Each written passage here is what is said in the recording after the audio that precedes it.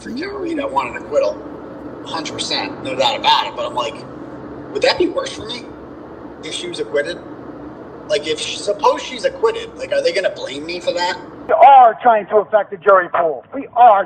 Yeah, that's exactly what I'm... That's what I'm wondering. They're going to be like, fuck this guy. She got away with it because of him, because of his witness intimidation. He influenced the jury pool, and now he's got to pay the price. That's the only thing I'm wondering about. That's the only thing I'm wondering about. It's impossible for me to have any sympathy for any of these witnesses. Definitionally, is it harassing witnesses? Yes, they're witnesses against me in my prosecution. Exactly what I'm... Like, no one went into the house. Someone's laying on someone's lawn, but no one goes in the house. You know, it just doesn't make sense. You went into the house. What part of the house did you go into? I went into the room. It's adjacent to the kitchen, and I stood there with Brian Albert. Can you describe what kind of room that would be? Yeah, it was just a typical family room type room. It was. I want to make it impossible for them to have a pool of like 100 jurors without people knowing about this case. The office, and he has important information for me. I called him back, and I have a memory of sitting at my desk at home in my office, and he had a gravelly voice, and it was like a holy smokes moment, because he said that perhaps someone else caused the death of John O'Keefe. And he came and sat with my investigator and me, and it didn't really go anywhere with him beyond that. It's not like he was a witness or that we could use him, but that tip was invaluable.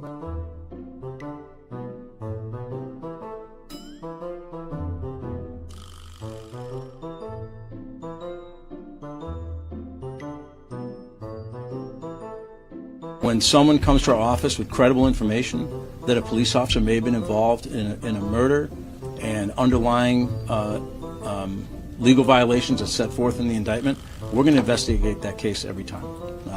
I'm not going to comment on how we get information.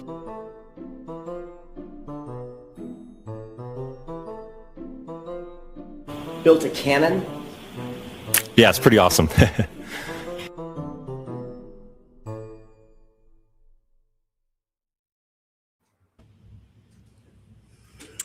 Hello, guys. Hi. Happy Turtles Against the Sixth Amendment Day. That is the holiday today. There is a big fundraiser going on for those who seem to think that the Sixth Amendment doesn't matter, right? We can taint the jury pool. We can harass and try and intimidate witnesses as well. So happy day for you guys. including lawyers. Yes. Too. Yes. Yep. Yeah. So I heard there was a lawyer on that show today. Yes. And he made some comments. I think some comments to suggest that we're not telling the truth. Mm-hmm. So we're going to give you guys the whole truth, which is every single text message that we have between Aidan Carney and David Yannetti. And we're going to give you media collateral to go along with it so that you can see exactly what was going on. And then you can make your own judgment as to what we're saying. But the first thing I wanted to start with, probably a lot of you have seen this email before. I think now that we have more information, it's interesting to go back to it and analyze it again. And so this email is when Karen hired Jackson. And so, Lydia, can you see it? I think I can. It reads from the bottom up. So can you read the subject line of what this email is about, and then read it from the bottom up? And there's just some things I want to point out. I don't know if I can see the subject line. So the subject is probably towards the top too. I think it has something to do with a retainer. Let me pull it up real quick. Something about the retainer agreement. It's kind of Retainer blocked agreement. out by the redactions. Yes. So it's the retainer agreement. And then, can you see it to read it? So the one that starts, this all looks good. Yes. So you're going to start there. Yeah. Okay. AJ, this all looks good, but I worry about one positive outcome. David agreed to divide and conquer with you in the near term, but the arrangement becomes untenable down the road. I worry that his and your strategies and work ethics could conflict.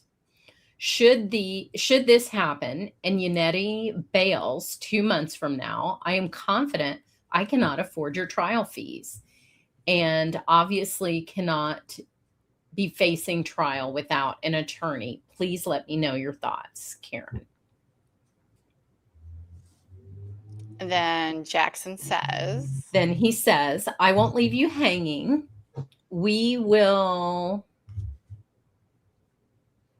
It is really figure small. something out. It's so tiny. We will figure something out, Karen.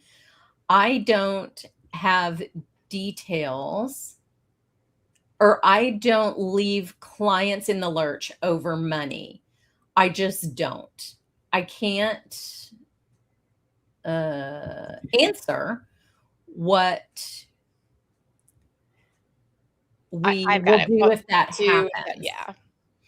But this is an important case. And once I'm in, if you eventually want me to try your case, assuming we don't get it kicked. Oh, assuming we don't get it kicked beforehand, it's be expensive. It's be expensive. I have to steal that one. But I'll work with you and we'll figure it out.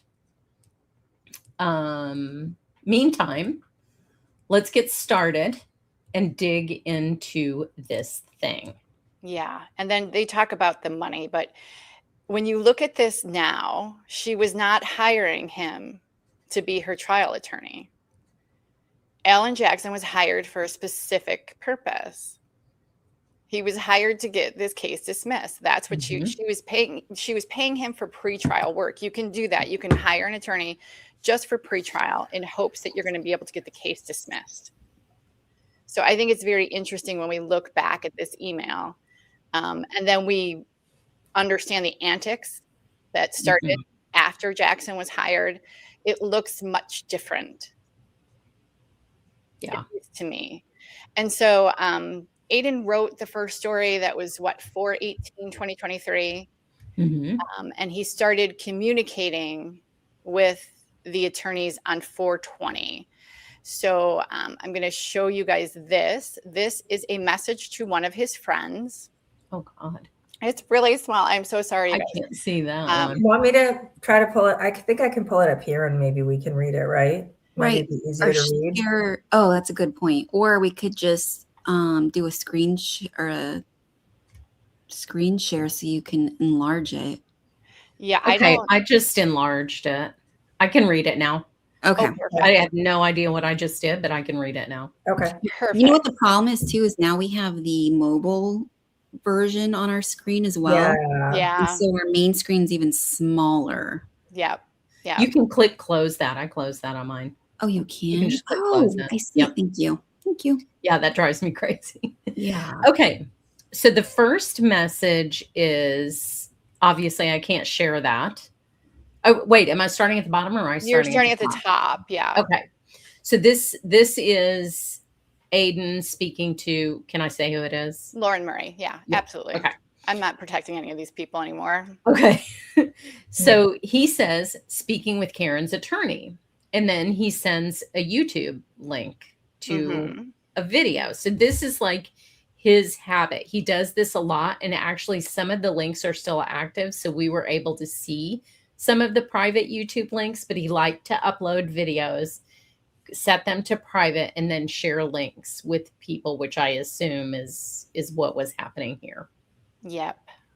Yeah. And then because he says, obviously I can't share that. And this is just, you see it over and over again in his messages, right?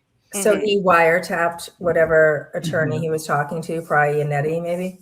Well, And whoever. we know that it was recorded, right? You're going to find out real quick that it's recorded and how long it is. Because he sent it to 4 people. I have 3 people. Oh, wow. Screenshots. The 4th one I left out. But this is his brother.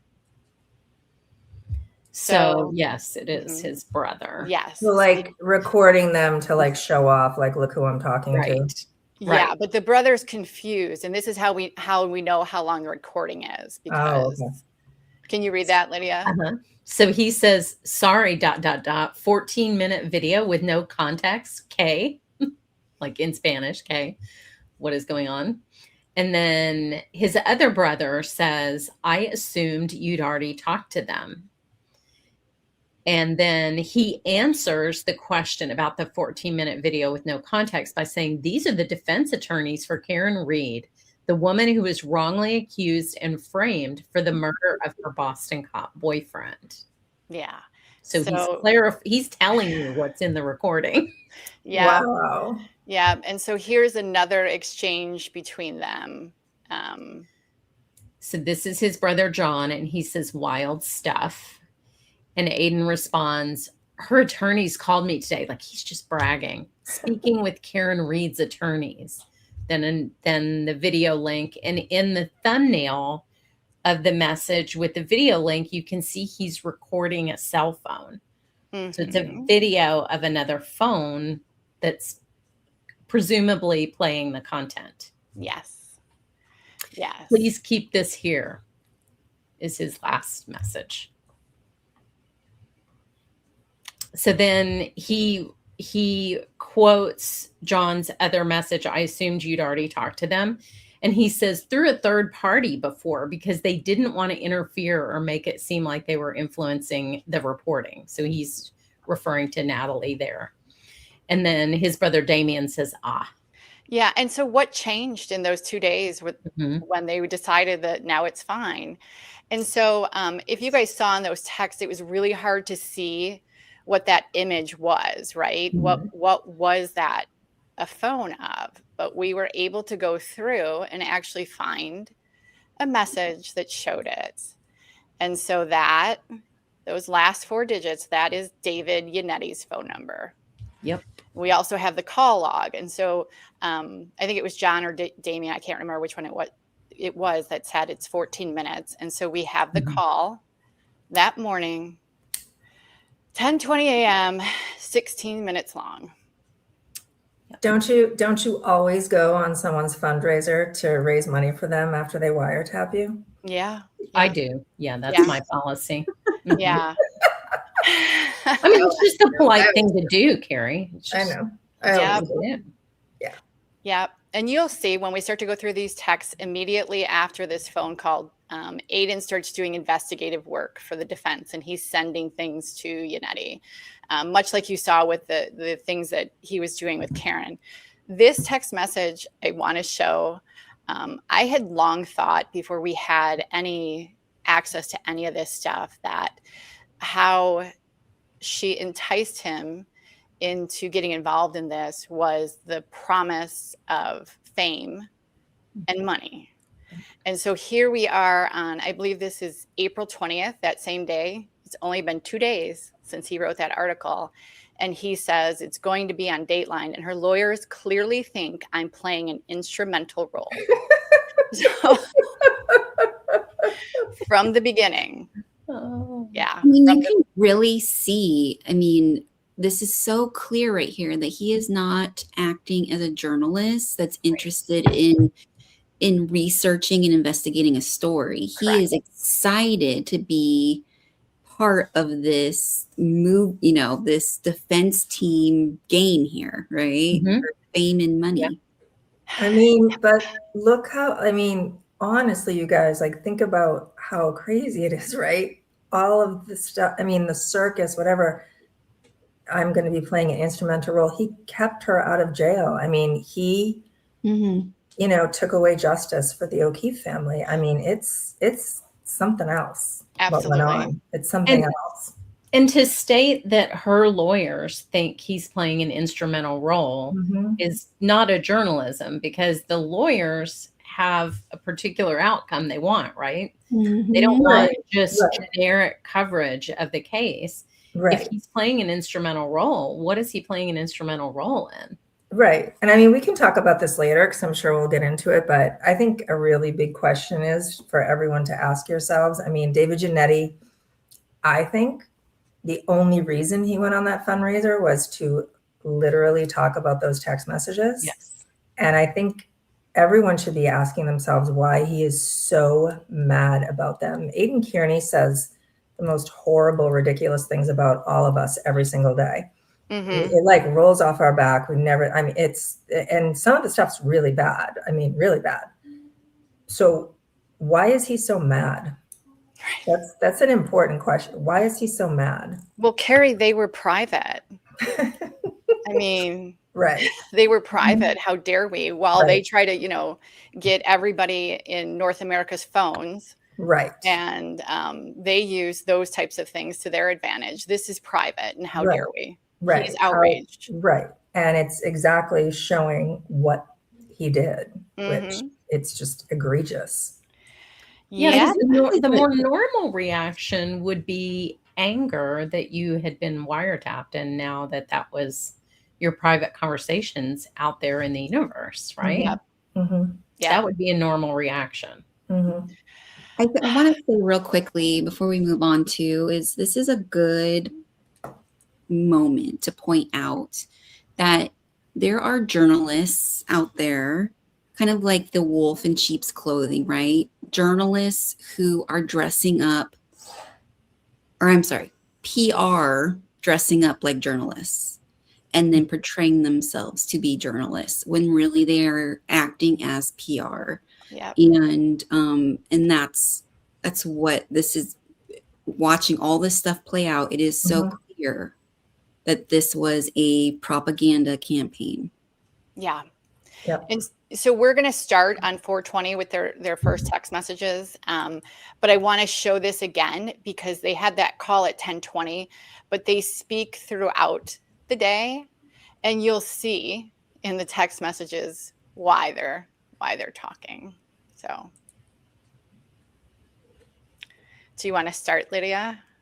Oh, are we doing that one? Here, let me get out of here. We're just going to start going through the text, and then I'll stop you and I'll put stuff up. Sounds good. Here we go.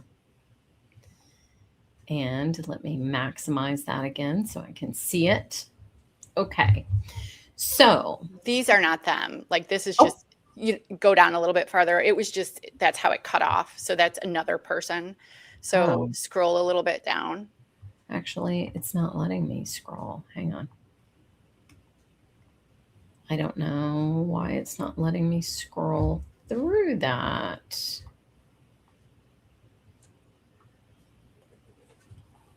Hang on one second.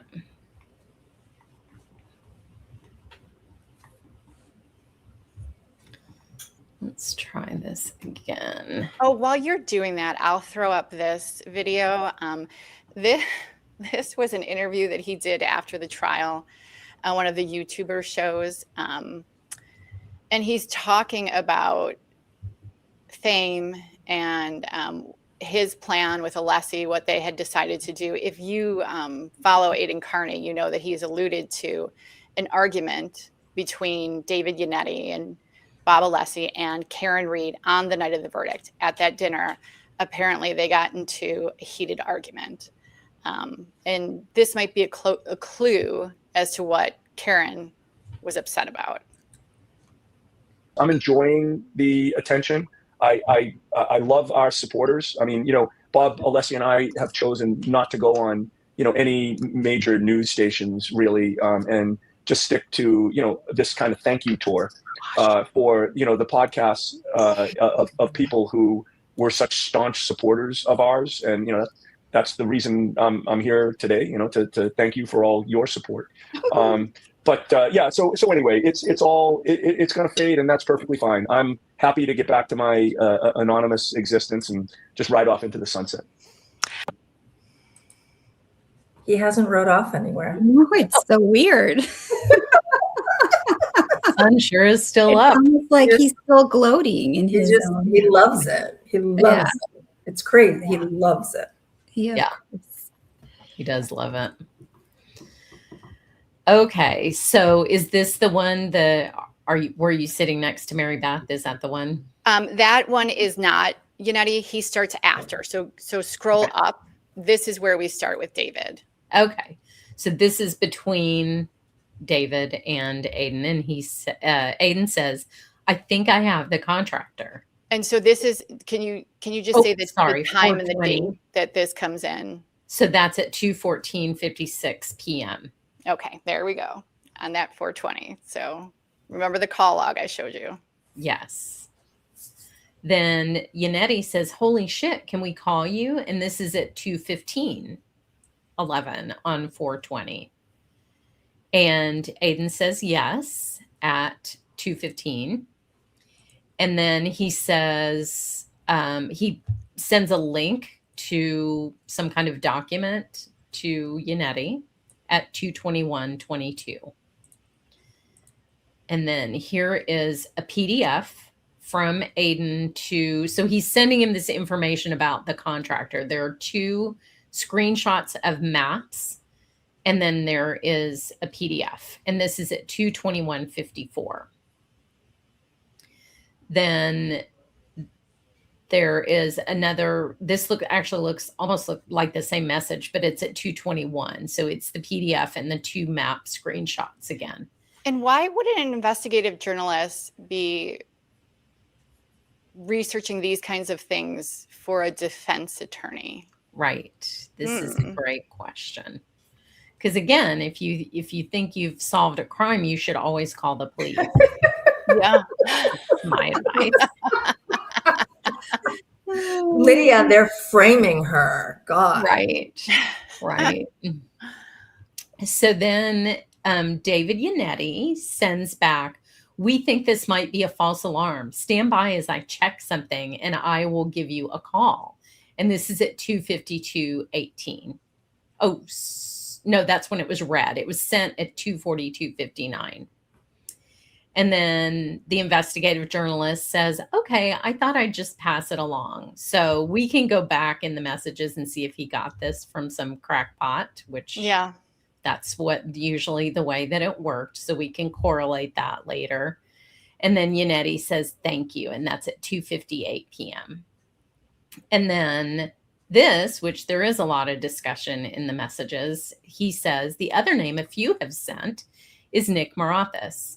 He does lots of flooring in Canton. He is married to Jill Daniels, the sister of Julie Daniels, Albert Collins' mother." And this is sent at 3:21 p.m. So this is a long back and forth conversation. Yannetti says, "We're thinking if he had this work done, he wouldn't have pulled a building permit." 3:29 p.m.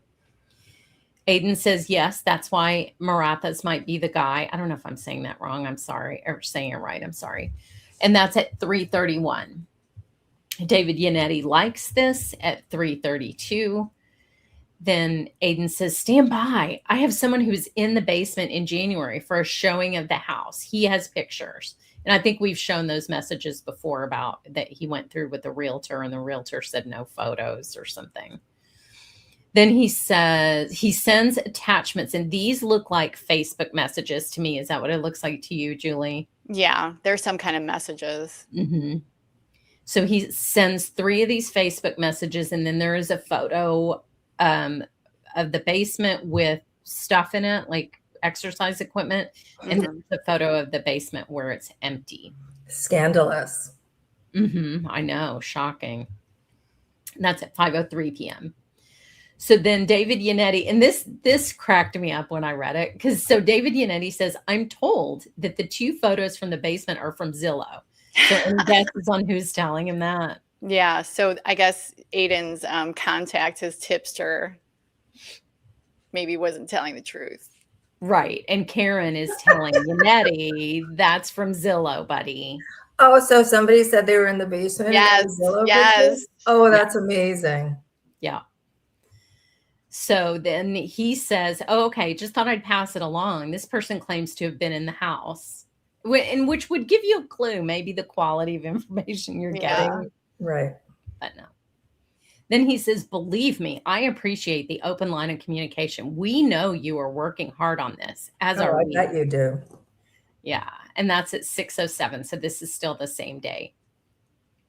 Then he says, I have text messages from the DA's spokesman on February 2nd telling someone that they're basically making this shit up as they go along and don't think she intentionally tried to kill him. That's at 8:59 p.m.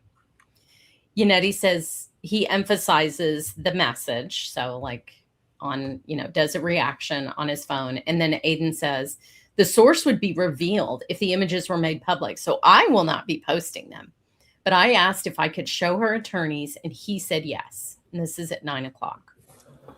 David Yannetti, can I call you? Then he says yes. So then there is a photo of, again, some messages. So you can see it's messages between Aiden and someone else. Looks like two different sets of messages. That is at 9:01. This continues with 3 more screenshots of messages. This is at 11:37 a.m. on the next day. And then he says, this was his Halloween costume. Notice the teardrop. Is this 422 now? Yes. No, okay. This is 421. Okay. So this is, notice Halloween costume means that they are murderers. Oh. Yeah. Because the teardrop, they killed somebody, right? Yeah. So it's very sinister. Right. Mm-hmm. Then he says to Yannetti, also, I spoke with Tom Beatty today. As you may know, Colin Albert invited Tom's 17-year-old daughter to a party that night, but she never went. He called her at 12:33, but she didn't pick up. She called him back in the morning, and he said, never mind. Tom believes that he was calling to ask for a ride.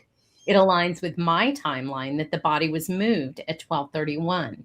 And the first thing the grown-ups are going to do is protect their young by getting Colin out of that house ASAP. So Tom Beatty thought Colin was calling his unlicensed daughter for a ride. Yeah. Right. So all of this, so weird. It goes into as well, like in that intro that we watched where Yannetti's like, yeah, a gravelly voiced man said, perhaps this happened. Yeah. And it's like all these things are just complete speculations that they are building off of one after another. And then I've always said that. I think the gravelly voiced man was just a made up story for Tom Beatty. That's what I think. Yeah, I kind of think Tom Beatty is Mike Lynch. Mm-hmm. So, and we've seen the messages he's referring to here that he got numerous of. Everyone is sending me the name Nick Marathas about the floor. Jim McCabe is Facebook friends with Marathas Flooring. Then he's sending some messages, and it looks like some information about the business possibly. David Yannetti likes the comment that everyone is sending him the name Nick Marathas. And then he corrects Aiden on how to say his name because as we... Yannetti. So I can't remember. I looked it up because it's in a clip on the show and I can't remember how he pronounced it. It was something ridiculous. So, he's like, hey, buddy, my name is Yannetti.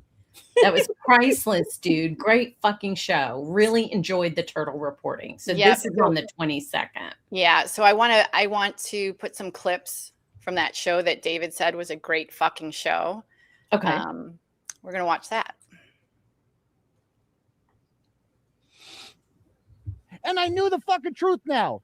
But no, what is this woman doing? Messaging me and telling me I'm an asshole. With family members like you, I feel. Why is it doing that? No, it's like buffering. It's weird. Hold on. It won't play. Let me remove it and let's put it back on. Okay. See if that helps. surrounded by fucking horrible people. Disgusting. Disgusting. You should all be ashamed. Seriously. Now I go over here. Why is this video doing this? I don't know. No. The other ones are playing just fine. It's already uploaded on here, right? Yeah. Yeah. Yeah. Let me start it over again. Let's see if that helps. I would lose my fucking mind if my family member died. And I read all this information and I knew the fucking truth now. But no, what is this woman doing? Messaging me. It like seems to stop like right there. Yeah, maybe skip a little bit. See if it'll. So he's talking to one of John's family members. Mm-hmm. Disgusting. Disgusting. You should all be ashamed. Seriously. Now I go over here. And by the way, you have no idea about the amount of messages I got, and I haven't really gone there because I don't really think it's relevant to it. But about the swinging with these people, I don't like, dude. I don't know why it is doing that. It's really annoying. StreamYard might be having issues tonight. Like it's Are you able to share your screen? Police officers about this guy. Apparently, he's notorious for trying to bang everyone's wife. That's like his thing. Like just complete cocky scumbag. Scumbag. that is really annoying. So who's he talking about? He's talking about Brian. And this is such a good video. It is. And it's really irritating me that it won't play right. People. Should we just share the screen? I would lose my fucking mind. I don't know how to if share the my screen. family member died. And I read all this information and I knew the fucking truth now. But no, what is Here you go. this woman doing? Messaging me and telling me I'm an asshole with family members like. It keeps like stopping. Wow. StreamYard's like, no. Can you put it in the clip bin maybe instead of in the presentation Oh, no, part? that's bad. See if But a lot it of people plays have from suggested there. that. But I have gotten so many messages from Boston police officers about this guy. Apparently, he's notorious for trying to bang everyone's wife. That's like his thing. Like just complete cocky scumbag. Scumbag. And they're raising their family to be scumbags. So check this out. And here's another thing. So I got a message. They're watching right now. I think they're watching. I just want to say hello to them. I just want to let them know your time's coming. The truth's going to come out. Enjoy. Like the anxiety that you're probably feeling right now is wild. I can imagine you must wake up every day thinking it's today, the day my life ends over this. And by the way, this is their son. So this is what he wore on Halloween this year. That's Colin Albert on the right. Notice that. I mean, I understand it's a costume, but it fits him well, doesn't it? It fits him well. This is literally what he wore this Halloween. A prisoner outfit. And notice on the face. What's that thing on his face? Oh, it's a teardrop. I mean, it's a costume, so it doesn't mean anything, but generally that doesn't mean I done killed someone. Especially the one teardrop would indicate one homicide. But there's that. Also, let's talk about this gentleman right here.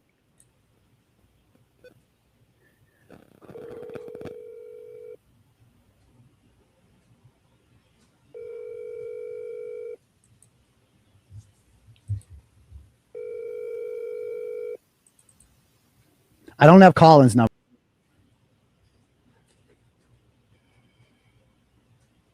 What the heck just happened to it? Where'd it go? I don't know. There we go. Yeah, you know they're all messaging. Don't answer. Don't answer. Come on, just answer. Flip. If you guys flip to me, I'll save you. Please leave your message for 78185800204. Hello, Mrs. Coco. I am Coco for The Truth over here. My name is Aiden Carney. I'm an award-winning journalist at Turtle Boy Daily News. And I want to ask you some questions about what happened at your house or outside of your house on the night of January 28th into 29th, 2022. So specifically, I'm wondering about the phone call that your sister made to you at 6:07 and at 6:08, both of which were answered. I want to know what was discussed. Did she alert you to the dead body outside of your house? If so, why didn't you do anything to maybe go outside and, I mean, see what, were you curious? Were you curious about why there was a dead body outside your house? Because it's kind of strange not to come out. Is this a common occurrence? in your neighborhood. I know Canton is a rough place to live. It's basically, Compton or Ecuador or whatever. Like, it's basically like that. So if you could just give me a call back, I just wanted to know more about that. And also, is it true that you filed for divorce against Brian? And is it because he's having sex with your sister, or is it because this is some sort of financial thing in which you're trying to acquire all the assets in case that your husband goes to prison? So give me a call back when you get this. Love to talk. Hi, Coco. Okay. Last one we'll call. Last phone number we have here. Let's call the police chief. Got her cell phone. Chief Becky.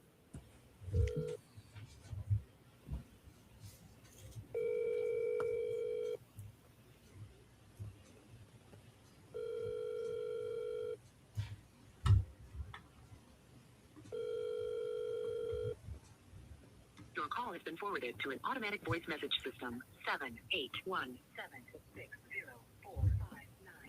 is not available. At the tone, please record your message. When you have finished recording, you may hang up or press 1 for more options. Hello, Chief Diversity. My name is Aiden Carney. I'm an award-winning journalist from Turtle Boy Daily News. I'm calling about the recent statement that you put out on Thursday night on the Canton Police Facebook page and on your personal Twitter account, in which you urge people not to continue to read our journalism, which I believe you called sensationalist. I'm wondering why you chose to use the word sensationalist rather than accurate and award-winning, which seemed more appropriate in this particular situation. So if you could give me a call back about why you're urging people in your community to trust the police, who clearly cannot be trusted, obviously, and what you're doing to restore public trust in your clearly broken police department, which no one in town should ever trust ever again, and until you make amends to fix your obvious problems. So give me a call back when you get this. Bye. Okay.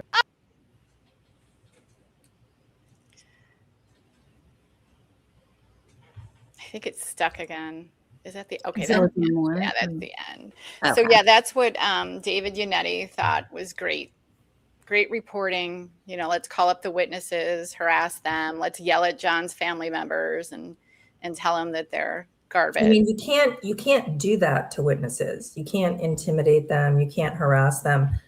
And the nerve of him to go on that show today, acting like clutching his pearls, that, I mean, that is, it's in print. What did he say? Great fucking show. Yep. Great fucking show. I mean, where's the bar association here? This is egregious. You remove Karen from, Karen's name from this. You remove all the names from this and put in whoever else's name, another case.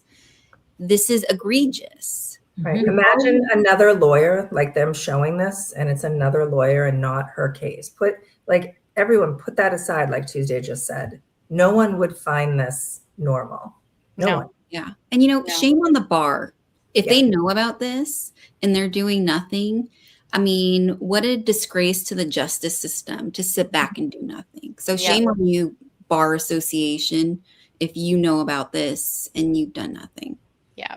Well, and how terrifying for crime victims' families to see that. When he says in that clip, I bet you wake up every day and in fear that, your life is about to be over. Yes. That it's crystal clear.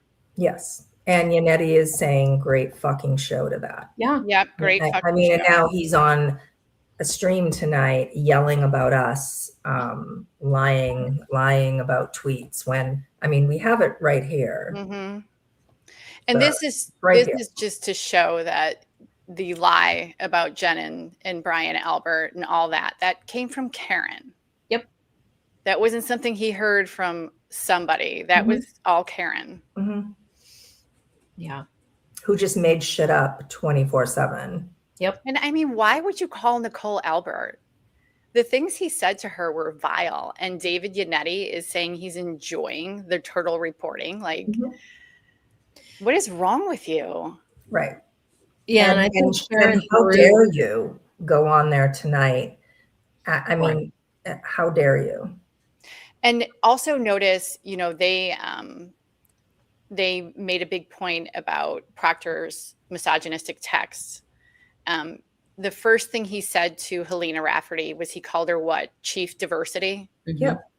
So I really don't want to hear anything from them anymore about that kind of stuff because he is the most misogynistic person on the planet. And David Yannetti is as well. I mean, some of his tweets, you'll see what he says about Wendy Murphy, but well, and you. Yeah, I was just going to say that.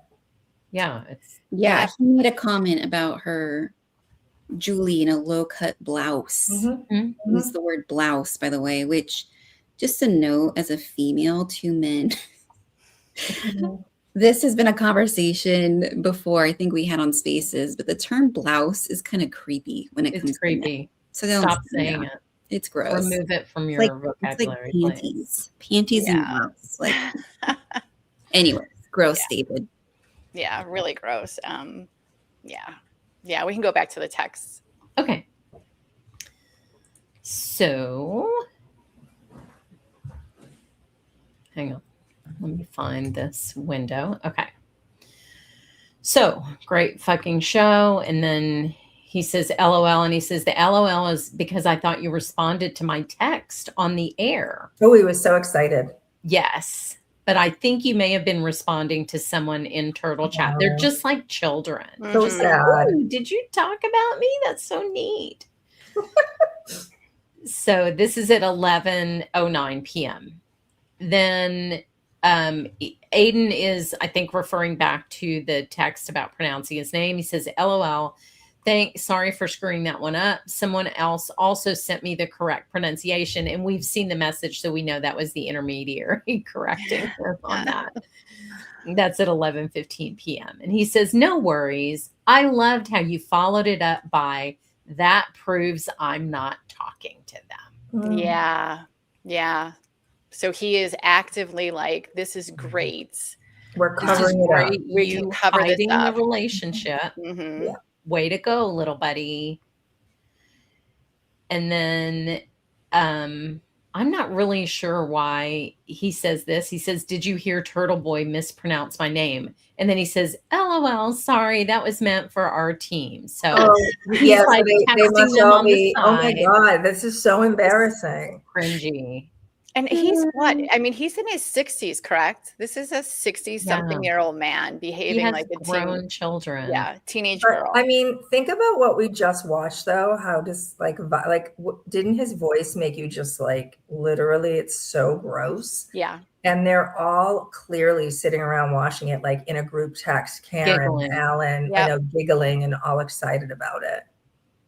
Yep. Yeah. Did you and hear David Yannetti's so excited he's texting the wrong person. Right.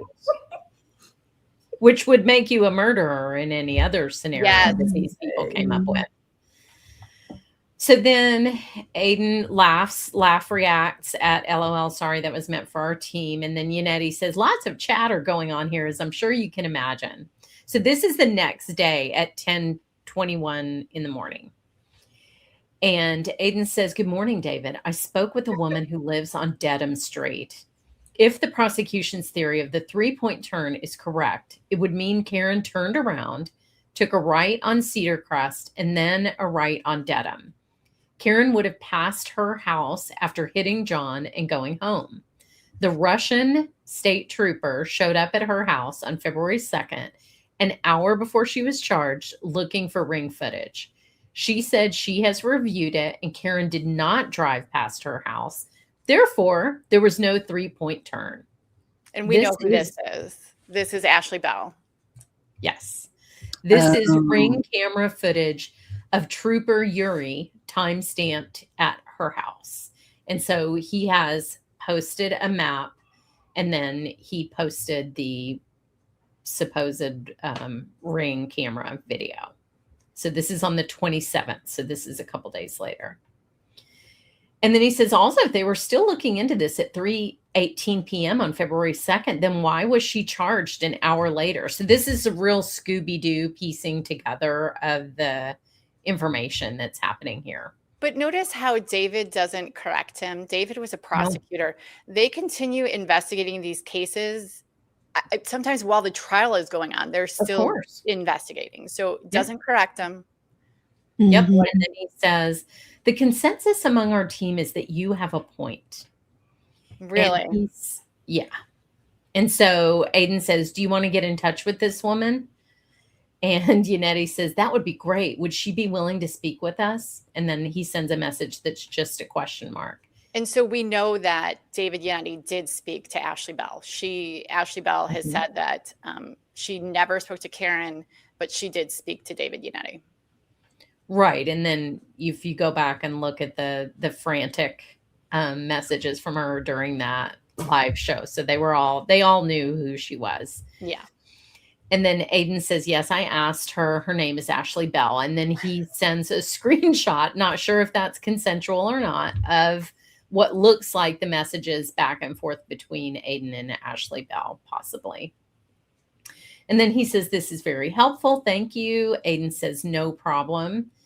And then Yannetti says, can I tell you something just to give you the heads up for Wednesday without you making it public? And this is on May 1st. And so this is in anticipation of that hearing that we've spent a lot of time on. And Yannetti says, in parentheses, yet, ... It will be obviously public on Wednesday, not telling anyone else. And then Aiden says, yes, I'm a vault. You can trust me. Yannetti says, nothing earth shaking, but it is something in which I think you might be interested. I will call you in 20 to 30 minutes. And so Aiden says, yes, Def.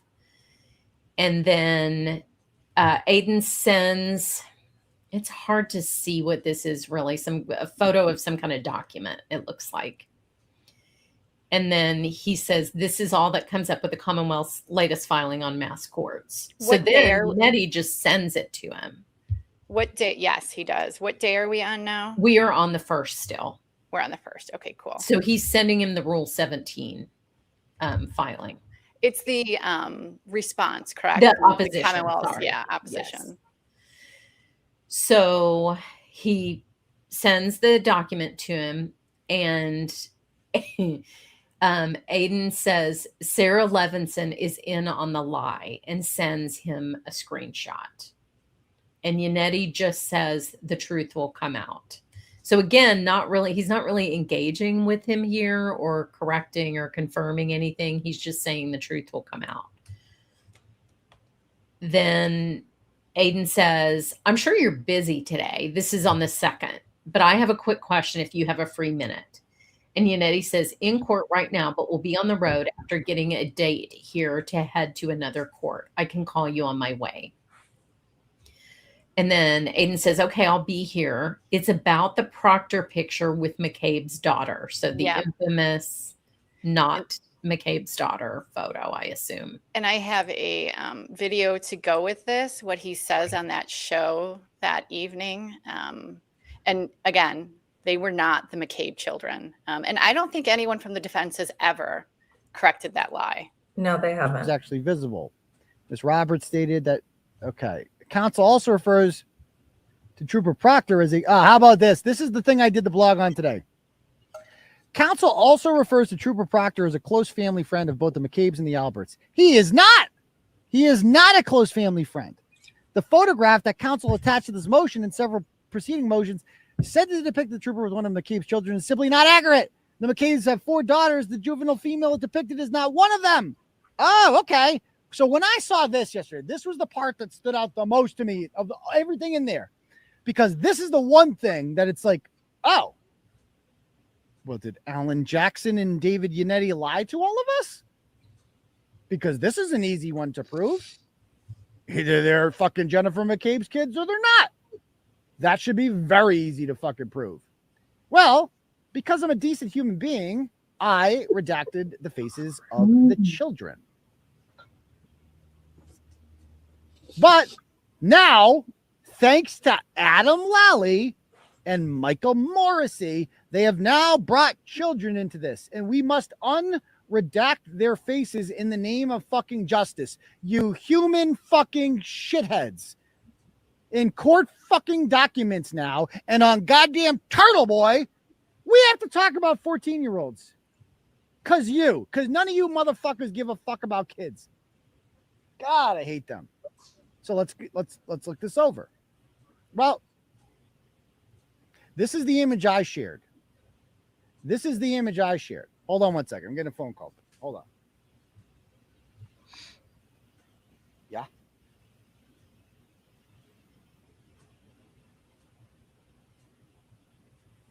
What'd you say? Oh, you did. Can I share it? Oh, okay. I'm live right now, you know. Oh, you didn't know that? Okay, bye. Okay. Anyway, I got more evidence sent to me. That I wasn't can't share. planned. Okay. Yep. So we'll talk about that later. So fake. Anyway, yeah, talk about exactly reasonable doubt. So this is the picture I shared that came from Facebook. So now we got to go ahead and unredact them because they're saying actually these girls are not Jennifer McCabe's kids. So there is the unredacted picture. And this girl is not Jennifer McCabe's kid. This is his niece. This is his sister's daughter. These two are. Those two are. That is Olivia and Madison McCabe. Again, don't want to bring fucking kids into this. The state made this happen. They made us do this. They're going to make the prosecution do this. Bring that. This is, I mean, killing someone's the lowest part of this, and then framing someone and sending them to jail. This is third. Intentionally bringing your own fucking kids into this. It's gonna be like crusty panties all over again. It's like, don't talk about my kids. Don't talk about my kids. Bitch, you brought your kids into this. You made the kids the content. So now we got to talk about it. There she is. There she is. That's the same freaking girl. That's the same girl. Obviously, that's Jen McCabe's daughter with Trooper Proctor. So what is the story here? What is the story? They don't know each other. They're just at some sort of family fucking event. Maybe those are just feral children. They just wander around the neighborhoods in towels, mind you. They just wander around fucking Canton into strange people's backyards and photobomb you. That's what the fucking McCabe children apparently do. They just walk around and, oh, hey, state trooper. Who, by the way, I'm on duty and I'm at a fucking party for some reason. Okay. Jesus fucking Christ. The level of stupidity they think of us. This is what the state thinks of us. This is what that Adam Lally, I can't fucking wait to see you tomorrow, motherfucker. I'm going to have some words for you. Stop treating people like they're stupid. You're a fucking joke and a disgrace, Adam Lally and Michael Morrissey. If you had any decency, you would resign in disgrace and fucking go set pins at the goddamn bowling alley or work for the chicken parm bitch for the rest of your life, because that's all you're good for. He is an abusive. I mean, this isn't. Yeah, it's really. I don't know how anyone watches abusive and gaslighting. I mean, you are not forced to share children on your YouTube. I've never seen anything like that. That's like total gaslighting, manipulation, abusive behavior. And he knows those aren't her kids. The woman came forward whose kids those are. The fact that he spoke to David Yannetti about this, he was emboldened then to give this speech. So we don't know what David Yannetti said to him. However, I got a clue about what David Yannetti said to him. And that, I believe that article's still up, right? I mean, the last time I checked. So no, they're all up. He's never taken that picture down. Journalist, he doesn't correct disinformation. Yeah. Well, I mean, the fact that David Yannetti obviously told him those were her children, right? And who told David Yannetti that? Karen Reed. Karen Reed, you know what I mean? So, it was just such a reckless thing to do, especially for someone who used to be a prosecutor. Right. Yeah. And the comm center is exactly right. David Yannetti signs off on this. 100%. All of it. Yep. All of 100%. Is ironic because David tweeted today saying the emperor who wears no clothes, right? He was trying to make a snarky comment towards someone. And the irony of this is that if you are praising David Yannetti and Aiden and acting as if they are innocent players in this, you are the person who is saying the emperor's, Right. You're affirming this whole theory. So it's just the irony is baffling. And if you're watching that clip Julie just showed, I mean, the gaslighting was off the hook. And if you're watching that and you are, cheering it on and you really need help. Like that made me sick to my stomach. Literally sick to my stomach. But also the irony of him saying, don't treat us like we're stupid. Did they think we're stupid? That's exactly what that video is doing, is assuming that everyone in the audience is really, really stupid. And, hey. I mean. Sorry. Yeah. But I mean, really, they depended on that for these messages to get out. They depended on people unquestioningly swallowing this false information. They still swallow it. Right. Yep. It's a fascinating thing too, that there is a very broken relationship between Aiden now and Karen. Yeah. And David Yannetti is over there. Very careful about what I say.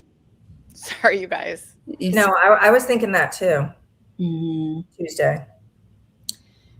Yeah, the whole thing is bizarre. Yeah, that he's chosen. Yeah, it's weird. Because I don't think she would want any of her lawyers with her civil suit right now, going on a fundraiser for the person that she's charged with conspiring to commit defamation with in a civil suit. I mean, it just seems seems very strange to me that you would do that. So I'm curious. I do wonder. I wonder what she thinks about that. Yeah, because contrary to popular belief, the band is not back together. So he clearly chose a side here. Yeah. Yeah. Yeah, you have to wonder why. Yeah. Yeah, we can go back. We're probably going to stop really quick. Back to the messages? Yeah, you'll know. Okay. There's a message and we've got some things to go along with it. Okay. So this is the photo, and then Yannetti likes that he said it's about the photo of Proctor with the McCabe's daughter. And then Yannetti says, Tim Albert got the permit to fill in the pool 1 week after we argued in court to obtain the cell phones of everyone who was in that house. And 5 days before his "Don't fuck with my family" post, which is the one we showed in the very first Karen Reed files, which was just a Facebook post with the lion and that little quote. And then Aiden says, yep, I saw that, gonna do an update. And Yannetti liked that comment. And then Aiden says, here's another connection. Proctor did CrossFit with Kevin Albert. Insert Agatha Christie music here. And then there's a photo of the group. I think we've seen this photo. I think it's on his blog. It's like a group shot at the CrossFit gym. Yannetti says, of course, can you believe that he took on this case without informing anyone of his deep personal connections to this family?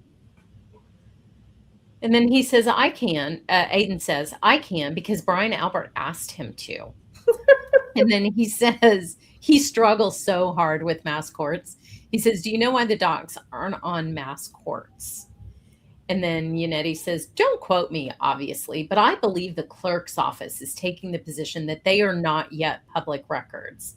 Other media outlets have complained to me that they went to the courthouse and they were denied access.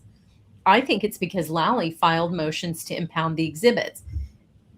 When I read this message the first time, I could not believe that I was reading an attorney pretending that he doesn't understand when someone impounds a document that it's not then a public record. Like, I was astonished, but that's what he's saying here. The motions to impound will be heard tomorrow, which will prohibit the exhibits from being released publicly. But the motions themselves, which you have, will not be impounded. And Aiden says, I see. So I'm going to stop you guys right here. I want to put a video up. Let me grab it really quick. So that impoundment, I had a post on Twitter this weekend. It's something I've talked about several times.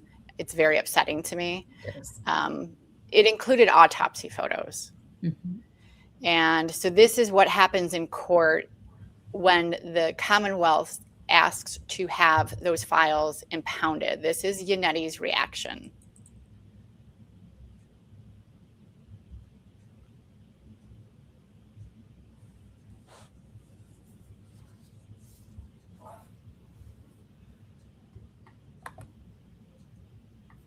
That I need to address with the court, specifically the Commonwealth's motions to impound and the Commonwealth's motion for access to the defendant's phone. Okay, I'll hear you.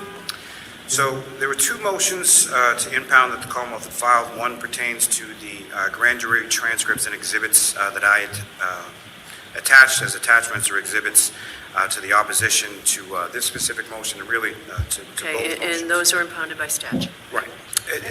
The other motion to impound that I had filed pertains to the attachments to the defendant's Rule 17 motion pertaining to Mr. Albert's cell phone and the call detail records of Ms. McCabe and Mr. Albert. Now, certainly, the Commonwealth is not saying in any way, shape, or form that those items shouldn't be submitted. The defendant can submit whatever she wants, whatever counsel wants in support of that request for the court to review. But the manner in which the information is released, and specifically what I take issue with, and I'd be remiss if I didn't say this on behalf of the O'Keefe family. I'm not sure I'm not sure they hear you.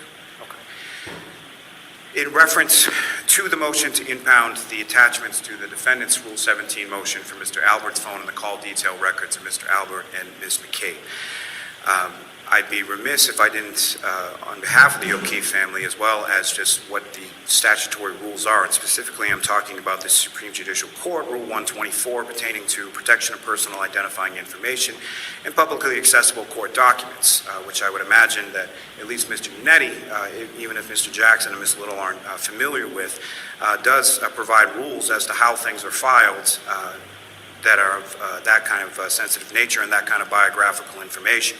And they're routinely filed with the court with a motion to impound or a motion to seal, and not filed directly with the media. The issue being that there are photographs depicting Mr. O'Keefe's postmortem at the Good Samaritan Medical Center, as well as possibly some autopsy photos that should have been impounded. There are unredacted Canton Police Department reports, multiple copies.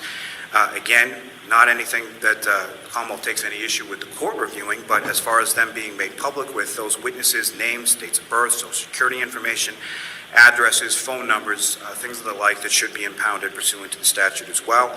And in particular, I do take issue with that motion, specifically on page 11. There is a specific reference made to the name of the decedent's niece, which is strictly prohibited as far as being provided in a public document. So for those reasons, I would ask that the attachments to that motion, to whatever extent it can be at this point, given the public release of them, be impounded. Mr. Yannetti? Your Honor, I believe that some of that information may be in the public domain already, so it may be that the cat is out of the bag with regard to some of it. It is now, right? I'm sorry? It is, the cat's out of the bag now. Right, yes. So, I mean, we're agnostic on this motion to impound. We have access to it, the Commonwealth has access to it, and most importantly, the court has access to it. All right, so by statute, everything that was raised by the Commonwealth was supposed to have been requested to be impounded at the time it was filed. So that was not done. Are you talking about the motion that we filed with regard to the Albert phone motion? Yes, the attachments.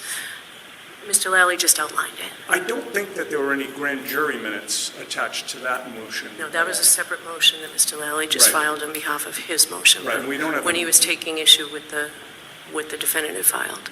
Right. Okay. Yeah, again, we don't have an objection at this point. All right, Mr. Clerk, those are both allowed. All right, is the hearing? So that was his mission accomplished moment, right? He says, I don't care now because the information's already out in the public, which is what we wanted. Yep. It can never be taken back. This exact same thing happened in Delphi when they leaked the photos of the crime scene and then said they didn't care if it got sealed after that because the damage was done. The YouTubers had it. They could start the conspiracies on it. That is sickening. It's horrible. It's absolutely horrible. And to be so just arrogant and the cat's out of the bag. That's the way you approach that.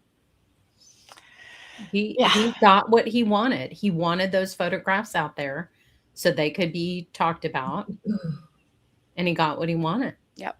He's a piece of shit. Horrible. He really is. He is. Horrible. Yeah. We can go back. Okay. And then we're gonna stop. You'll know when we hit the text that we're gonna stop at. Yeah. All right. Okay. Let me go back. Okay. So he says, a point I thought of today that I hadn't, this is Aiden, sorry, that I haven't heard yet is if Karen knew she hit John on purpose, which I believe is required for murder, then why would she incriminate herself by leaving an angry voicemail with him? She thought he was dead, right? Wouldn't she do what Jen McCabe did and pretend to care? And then he says, also, Brian pulled a permit last March to rebuild his porch, floors, walls, and roof. And then he has what looks like screenshots of the permits. This is on May 2nd. So David Yannetti responded. I should pause real quickly and just mention that this basement is no longer in their theory. That they're pushing for. Right. That's actually wild when you think about it, right? It's the garage now, everyone. Yeah. Yeah, it's so interesting to look back on the evolution of the conspiracy and all the different elements that changed and that nobody goes back and talks about. Nobody questions it. Nobody's like, move on to the next one. What happened? I mean, they were obsessed with this basement. Yes. Obsessed. Now, I mean, Nick Rocca, what did he say, Julie? There were 3 liters of John O'Keefe's blood found in the basement on court TV. He said that on court TV and never corrected, never. And now, I would just, Olivia Lamb on Twitter, she also, I remember, made that tweet that there was blood in the house, in the basement.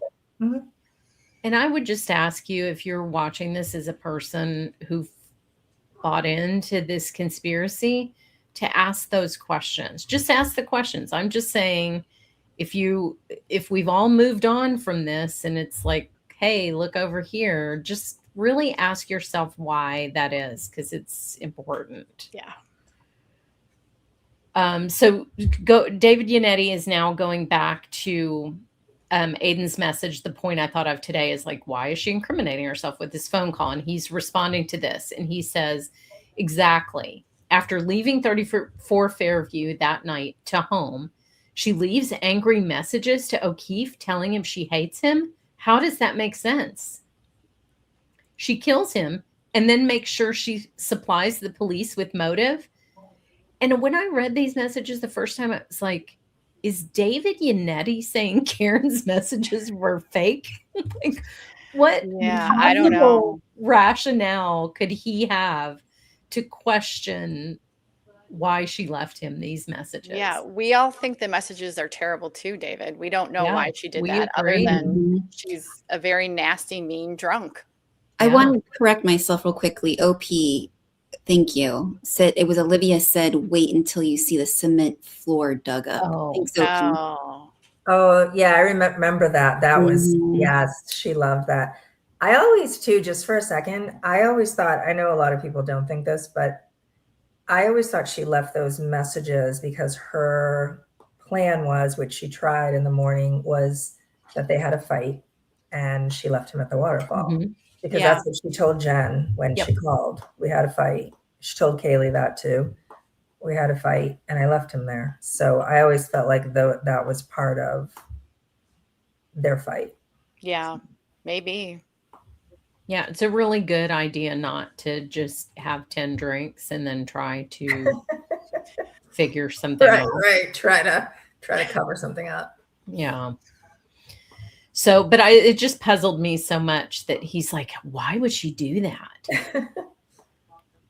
So then Aiden says, I was sent a video of the pool being filled in. So we're back to that. And David Yannetti, twisting his mustache. Well, you can see this is too the only person who ever said that this whole pool filled in thing is because he alleges that they buried their phones in the pool. Like, this is that ridiculous freaking theory, and that they still sprout out. And it's from one person. This is who everyone got their information from. It's insane if you think about it. Yeah, it is. Well, but at one point, Chloe was in the pool as well. This pool was Chloe in the phones. Yes, sorry. Yes, Chloe in the it phones. was like Yep. something out of Stranger Things. The swimming pool, and he's the only one that ever said. I mean, it was just him. Correct. I don't even And, understand the weirdos telling him. They like the theory was they buried him under the pool, like the empty pool. Yeah, So they filled how it. do you do that? That's the Nick Albert Mafia, and they just put their victims in cement. Yeah, so like Chloe and all the phones went Like, in the don't pool. you need a cement thing that would come in tractor to break up the cement, to break up a pool, to bury Right. something under it? I mean, Yeah, he would have had to have done that, I think. Yeah. it doesn't even make any sense. And then People that have one, very fertile imaginations. Yes. They've watched too many mob movies. and then putting Chloe in the pool so they knew where she was, so they could dig her up and take her to Vermont. That was my favorite. Yeah. That was my personal Bury favorite. her. Oh my God. Yeah, somebody said that. Yeah. But that is also another point, guys, is that they eventually, the defense did get permission to visit Chloe in Vermont if they wanted to go Correct. and investigate the dog. They knew And the whole time. They chose not to. And they were provided vet records and all this stuff. So when they have this platform to share all their information on, why are they not sharing things and they're letting these stories go buck wild and not correcting them? They They're have all the manipulating. information they could want about Chloe. Manipulation. Yep. But I do think, and Julie has made this comment before as well, I do think they never thought we'd be at this point, right? They never thought we'd be here looking back on all this information, because the gamble was get the charges dismissed. Yep. They threw everything at it. Every piece of influence, every, piece of propaganda, it all went to that end. And now here we are years later, and we have all the information, and we know that they had all that information and lied to people about it. Yep. Yep. Sure did. Okay. So David Yannetti says, about the pool. And Aiden says, haven't done any research into who that is. Bet it's a family friend, a la Nick Morathas. The poor flooring guy who's just out there living his life. And Yannetti says, have you heard the name Tim Walsh in connection with the flooring? And Aiden says, Timmy Walsh is Brian's best friend. Trooper who got drunk, crashed his car, and started shooting in Dorchester. Brian would go to his court days. And Yannetti says, we, aka Karen, had a couple of tips that he replaced the basement flooring, all unconfirmed. And Aiden says, didn't know he did flooring.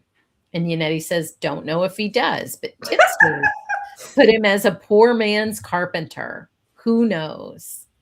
A poor man's carpenter. What does that even mean? David. Is he Jesus? I don't know what that means. We see you. Yeah, we see you. Don't know if he does.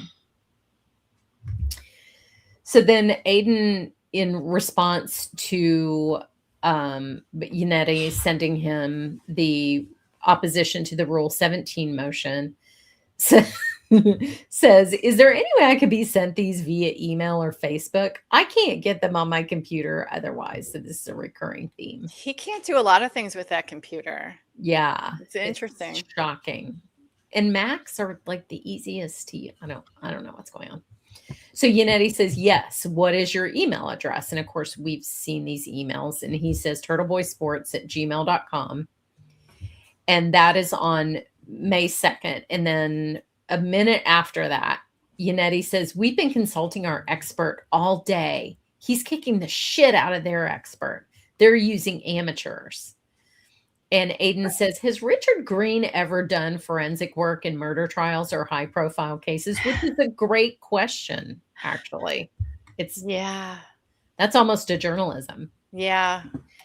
And then he says he has a common name, so I can't find much on him. Yeah. I don't think that's the reason. I don't think it is either. And Yannetti says, tomorrow's hearing will not include the Albert phone motion. We are going to get another date to call witnesses for that one. Just telling you for your own edification. If revealed, Lally will know I told you. Tomorrow, we will only be arguing the motion to compel and the motion for the animal control records. And Aiden says, okay, I won't mention it. And when will the motion for the phone be? And Yannetti says, what is your sense regarding the protest? This is where I want to stop. I mean, you can read this little exchange, but then there's a lot to talk about here. Was this shortly followed up by the question Yannetti had about make sure nobody's violent? Was that this same? No, that's later in July. Oh, okay. All right. So Yannetti's answers to the question, when will the motion for the phone be? He says, we're going to ask for May 25th. And then regarding the protest, Aiden says, I have no idea. I'm sure people will be outside supporting her. So, yeah, I would love to know from David Yannetti why he is inquiring with an investigative journalist, supposedly, about having a protest outside the courthouse, because they have claimed repeatedly they had nothing to do with this. They didn't know anything about it. And this text exchange shows that's a lie. And so this is outside the courthouse on the 3rd. It's pretty pitiful, but I've got 2 videos, and then I've got 2 things I want to show you guys. The prosecution has chosen instead to dig their heels in. Again with this, why is it doing that? And yet, instead of finally investigating the people who had a motive to kill John O'Keefe, who beat him and left him to die in the cold in a blizzard, the prosecution has chosen instead to dig their heels in. Yeah. So then later on, after the second trial ends and Karen is acquitted, David does a interview, and this is what he says in that inside the courtroom versus what I said outside the courtroom. I don't think that there was a time when I actually mentioned a name outside the courtroom or maligned anybody outside the courtroom. Inside the courtroom is a different story. You're charged with zealously representing your client. And if that includes pointing the finger elsewhere because you think you're justified in doing it, then you can't be afraid to do that, whatever the backlash. And so, so I would just like to remind David Yannetti that everything that Alan Jackson said outside that courthouse, he said underneath his license. So he is 100% responsible for every accusation that Alan Jackson made. And so I want to show you guys, I've got an email, but I want to show you guys this picture first. This is the turnout for the protest. I mean, wow. But I want to grab this email really quick and show it to you guys. So there was an email in the discovery that has gone out. So these FOIA requests, and it's an email from David Yannetti. And Mr. Yannetti is telling the prosecutor, for the record, the quote unquote Reed Group has not scheduled anything other than the 9 a.m. appearance in Norfolk Superior court next Friday. Neither Karen Reed nor her attorneys ever organized or promoted any rally at the courthouse or anywhere else. I assume that Kevin is referencing the fact that the Norfolk County community has reviewed the available evidence and has determined that Karen Reed is factually innocent. Unjust prosecutions tend to spur conscientiousness in people to make sure their voices are heard in opposition. So that's a lie, David. This is a lie. And we have the text showing that you were inquiring about these protests. So you lied. Is that against the rules of ethics for 100%? I mean, what 100%. What is he doing? Yeah, I don't know, but the state of Massachusetts is asleep right now. Like, they're asleep. They're turning a blind eye to the real problem. Yeah. And this is, I was thinking as Julie was reading all these texts and Lydia, I was remembering this BC Law magazine article that I read, and I just pulled it up because, I mean, Yannetti and Aiden are clear. I mean, they're talking constantly, the text messages back and forth. And I was reading, he gave a talk at BC Law, and he said, Yannetti was quick to say that he had concerns about Turtle Boy. He described him as someone who had bashed the hell out of one of my clients 6 or 7 years ago. He's somebody you want to keep at an arm's length. The tactics he uses are not the tactics of a refined defense attorney. Would have been great to get a question about that today, wouldn't it? Yeah. From a journalist. Yeah. Award-winning. Yeah. Award-winning investigative What did you mean journalist. exactly when you said this about me, sir? I mean, it's just all bullshit. All of it. Yeah. So we can go back. We are going to next stop on 5-6.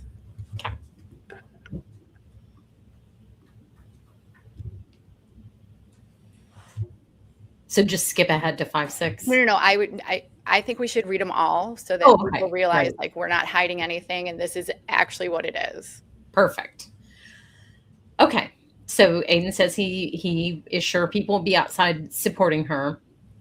And then he's most of my followers work, unfortunately. And David Yannetti laughs at this. And he says, let me know when you send that document so I can make sure it works. Easier than screenshots. And then Yannetti says, just cleaning up after dinner. I'll get up to my computer within about 20 minutes. And Aiden says, no rush. And he says, send. Aiden says, didn't get it yet. It's going through space. Relax. I got confirmation that it arrived at turtleboysports@gmail.com. It is not in my outbox. It's in my sent folder. And Aiden says, just received. And David Yannetti likes that. And he says, thank you, meaning thank you. And then Aiden asks, she ordered 2 drinks in a 5-minute period. And he's sending a screenshot of some document from something that Yannetti had just sent him. And then David Yannetti says, Karen bought drinks for others. Half of the 3-hour video, she has no drink in her hand at all. Plus, she typically orders a water with the drink. The bar videos are telling. We're considering releasing them. John looks drunk. Which that Karen just does not. It just, the fact that he said that, yeah, again, just no class Yannetti. That's the victim. Does he understand that? That's the victim. Right. And why would it matter too? I mean, right. Because he's the victim. Yeah. Right. Why would it matter? And Karen drinking water. Come on, please, guys. come on. She was wasted. And she in the those video are that I odd posted, to the glass shots. Those are rosary beads. Oh, okay. She wasn't doing this to order 2 drinks. She was praying. Yeah. Oh, okay. So then Aiden says, these dishonest fucks. And Yannetti says, amen. And then he says, so this is on the 3rd. He says, dude, don't be offended if we don't shake your hand on the way in. We want to maintain the separation, and you're an independent investigation. And It's a Aiden weird likes statement, that right? comment. That's Very a very strange. weird statement for David Yannetti to be making. Very weird statement. A subtle ass pat later, Yeah. but no handshaking on the way in. And Aiden says, good luck. And then Yannetti sends this weird message. This is attorney David Yannetti. I'm on the other line. I'll call you right back. So I don't know if that was like a voicemail transcription or what. Oh, it was an auto response to, so Aiden must have been calling him, and then you can do message and you can send those little auto messages. Yeah. So then Aiden says, I have a quick question about what the prosecutor said yesterday. He accused the defense of stalling with DNA testing of the hair and that emails were unreturned. What is the real story behind that? You can call if you'd rather not put it in writing. And Yannetti says, as you would expect, that is a red herring. I will call you when I get out of court. And So Aiden can we says, just talk about that for a second? The whole hair thing. One of the greatest lies ever told, that it wasn't a human hair. Yep. David Yannetti understood that testing. He understood that there would be no human DNA there. Alan Jackson understood it. Every one of them understood why that test came back with no DNA. And they pushed, I mean, it was an absolute lie. I mean, to me, it was beyond just being creative with the facts that they had. To say that it was not a human hair is just a lie. Yeah. Yeah. Another misleading narrative that they wanted to use as optics. I mean, it was so confusing too. And then there was podcasters. Yes. Podcaster who was going with that whole not a human hair thing, and just the amount of listeners that just took that on as fact, and rightfully so. I mean, you trust your source and you want to believe what these people are telling you, especially casual consumers of true crime who have a full-time job, they're driving to work, they want to turn on whatever. They're not looking at these filings. They're not paying attention to the hearings. They have a whole other life. And so it's a scary world we live in with this kind of online fast content reporting. Yes. That's a great point. Fast content is a great way to say it, because it does take time and effort and focus to watch motion hearings and watch a trial. Yeah. It's a very different experience. And defense attorneys are learning this tactic and how well it works, you guys. Yeah. So Very scary. Mhm.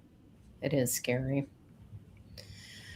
Okay, so then on the 5th, so we're moving ahead to the 5th, Yannetti says, have you seen an enhanced video of the close-up of the collision between my client's car and John's parked car at about 5 a.m. on January 29th? In other words, the actual moment, comma, when the taillight was broken, comma, as opposed to their ridiculous theory. If you don't have it, I can send it to you. Watch the hubcap of the parked vehicle and the light of my client's car. And Aiden says, yes, I did. I plan on sharing. You can see the tire move. So then he sends a video file. So it's a .mov. Yannetti sends that to Aiden. Then Aiden sends the GoFundMe from Leah Genduso. And he says this woman got attacked by a dog. So he's talking about Leah. Looks similar. She's also a former police canine. And Yannetti's German Shepherds, especially police dogs, are trained to attack if their owner or family is in a fight. As a former German Shepherd owner, I find this kind of ridiculous. And the attack includes both scratching and biting at the same time. The prosecution... What? I said, as a basic human, I find it hilarious. I know. I mean, our dog was not trained to attack people. This is insane.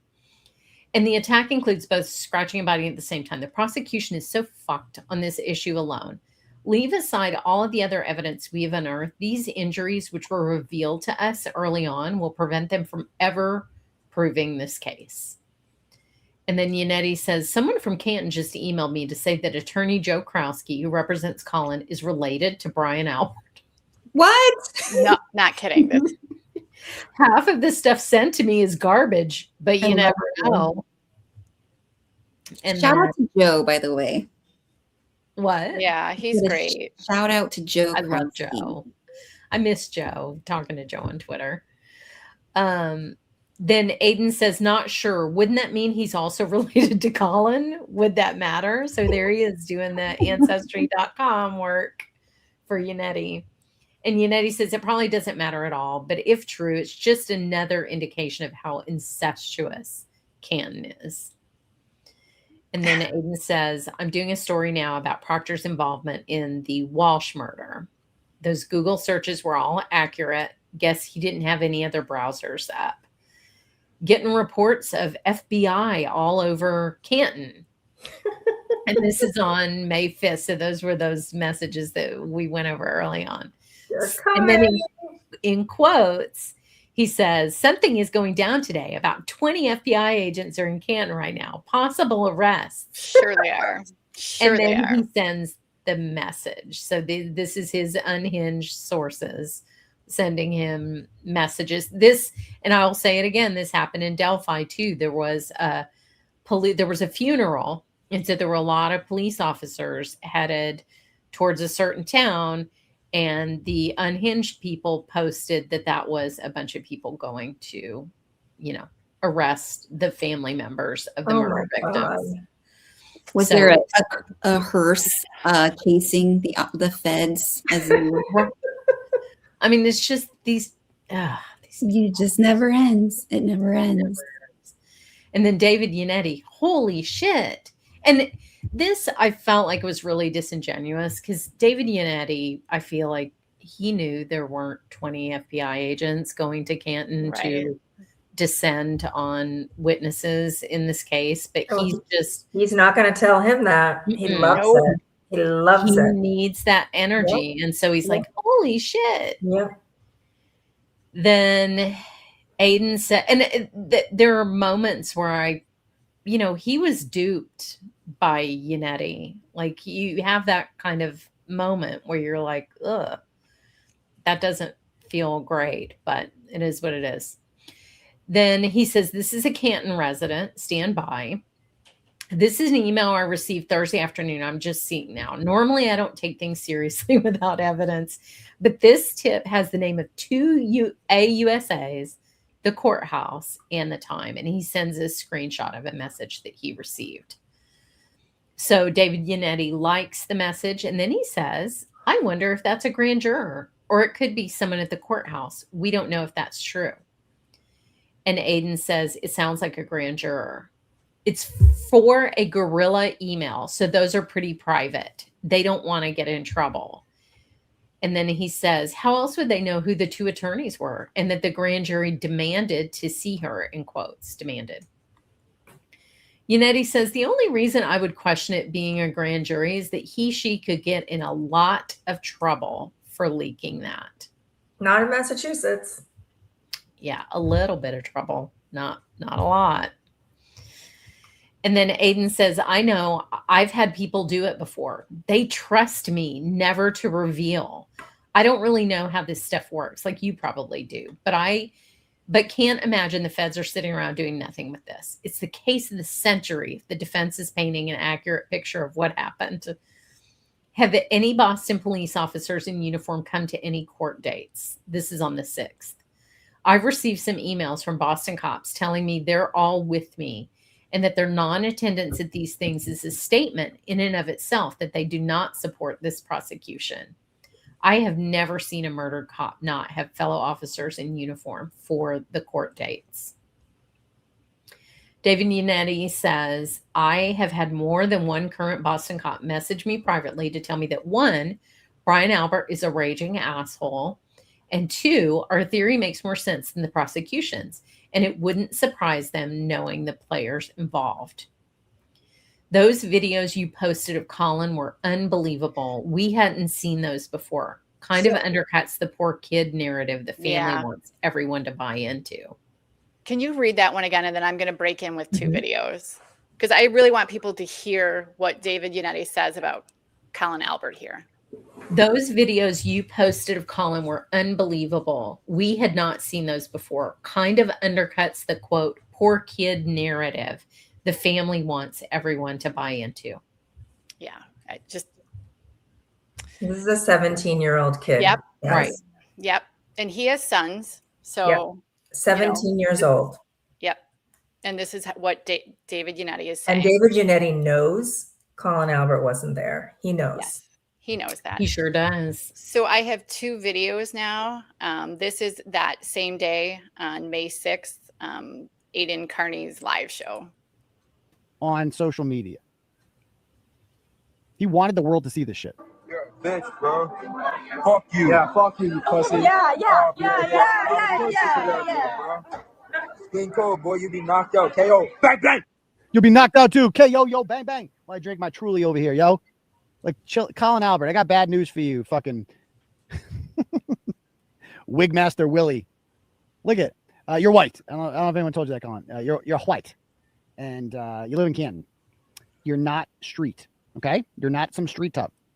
You're not urban. You went to Canton High School. Your dad makes mediocre chicken parm. Stop it, okay? You come from a 2-parent family. You have a 2,000 square foot house with a lawn. Okay. You live on Meadows Avenue. Stop it. Stop it. But again, yo, I'm gonna knock you out. Bang, bang. Like, this is what identify, like, this is how you want to be known as. How about this one? Yo, your advantage boys. I will beat all your asses. I promise you, I will fuck you all up. Pull up, bitch. Pull up, bitch. Man, what are you gonna do? You're not so tough when your Uncle Brian's not around, huh? Or a German Shepherd. Yeah, you're real tough. You're around your homies. And notice all the girls in the background singing, and like, those are Canton girls. Like, the girls that you heard in the background there, those are the future Jennifer McCabe's. That they're attracted to shit like this. They're like, that's sexy. Ooh, I love it when you act like a fucking wannabe mafioso hardo. Like, that's sexy. Ooh, take me to Pound Town in Canton, baby. Bang me in the back of D&E Pizza behind the dumpster. Ooh, that's my dream. I want you to impregnate me while your dad makes us a fucking pepperoni pizza. Ooh, it's so hot. It's so hot. Like, that's literally the goal of some of these Canton women. Yeah. So that's the guy doing God's work. I don't know what you guys thought. A purple do-rag after he spent like 60 days in jail. Yeah. And emailed himself on numerous occasions very cringy raps about different political figures. Yeah. I mean, isn't he a white guy from Worcester? Yes. He is. I think that's where he's originally from. But when I saw those videos, having had 3 sons and knowing about rivalries, sport rivalries, that kind of stuff happens. They do that kind of stuff back and forth to each other. That's all it is. I mean, you've got girls in the background singing Adele.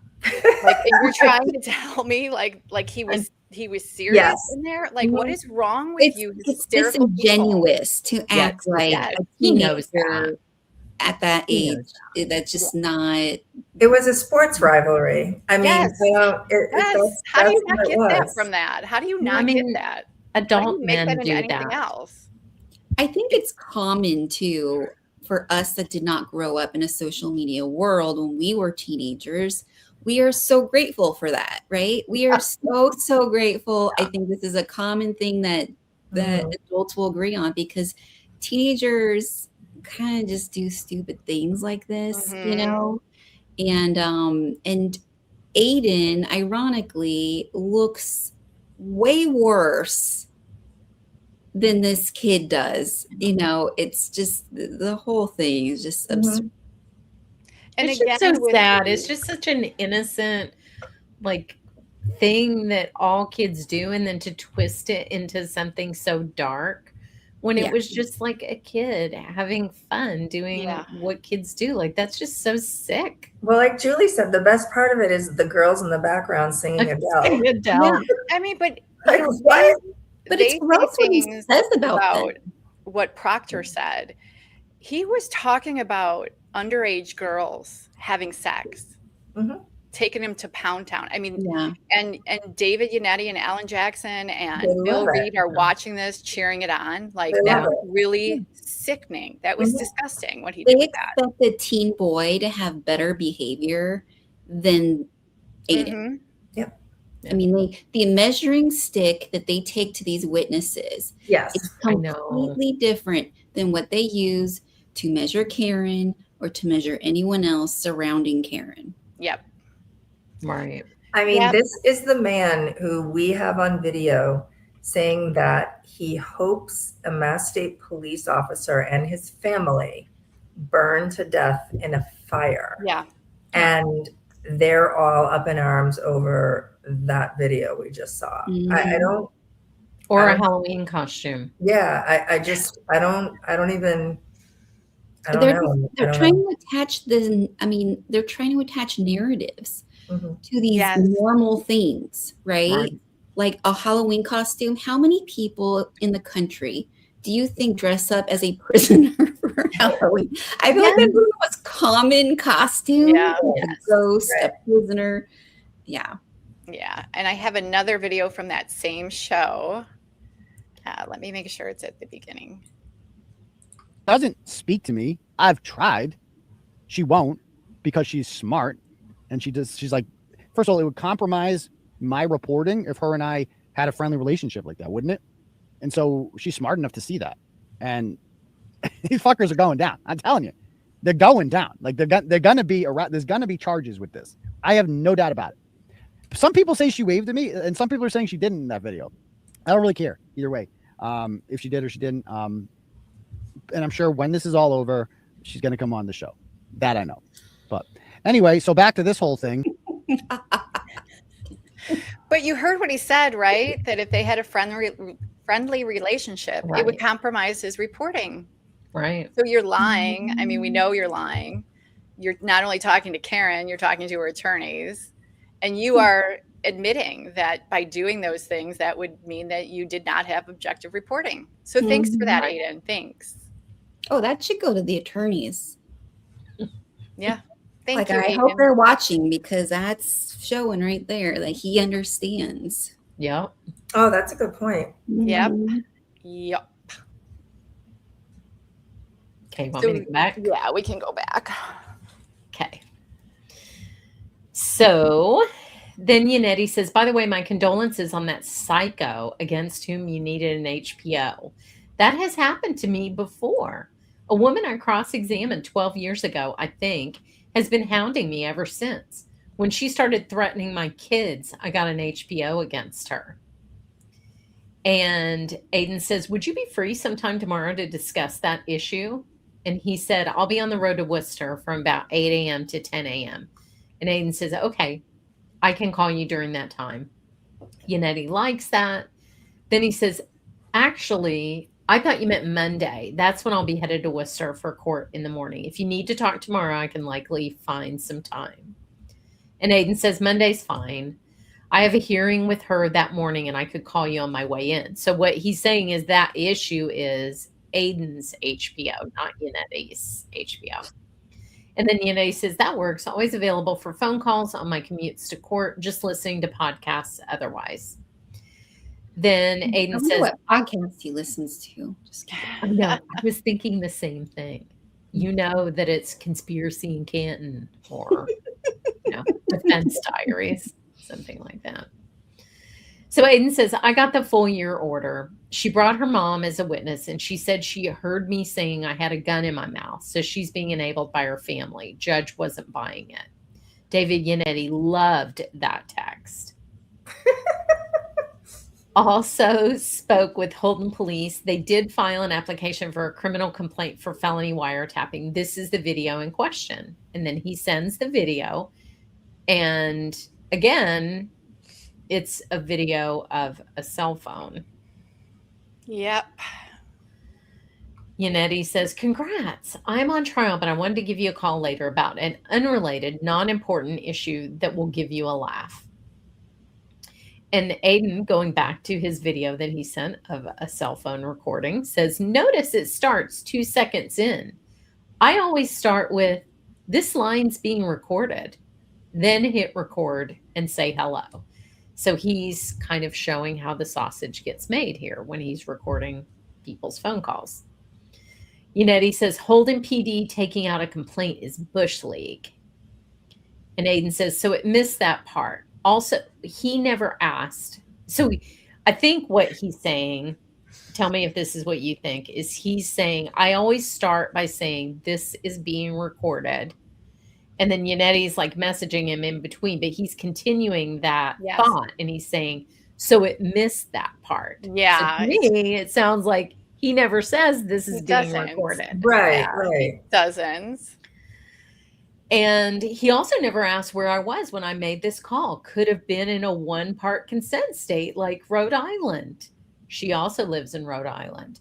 So how she be their victim of wiretapping?